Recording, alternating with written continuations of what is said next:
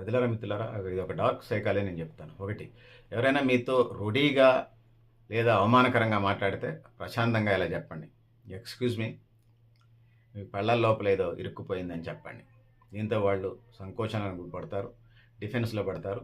తమను తామని సరిదిద్దుకుంటారే, తమ ప్రవర్తనని సరిదిద్దుకునే అవకాశం కలుగుతుంది. రెండోది, ఇతరులను నవ్వించగలిగితే మీరు మరింత ఆకర్షణీయంగా ఉంటారనేది అనేక అధ్యయనాలు చెప్తా ఉన్నాయి. మూడోది, కొత్త వ్యక్తిని కలిసినప్పుడు వారి కళ్ళ రంగును గమనిస్తూ ఉండండి. ఇలా చేయటం వల్ల కంటి చూపు నిలబెట్టుకుంటారు.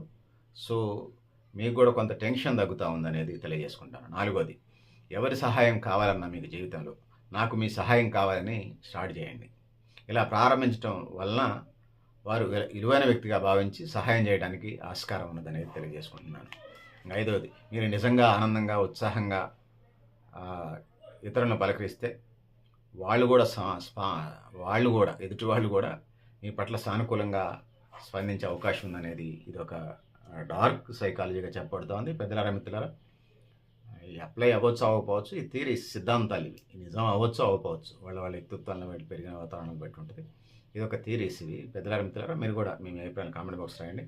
నేను గరిడేపల్లి శిక్షణ న్యూ లక్ష్యాలు వచ్చిన సంస్థ.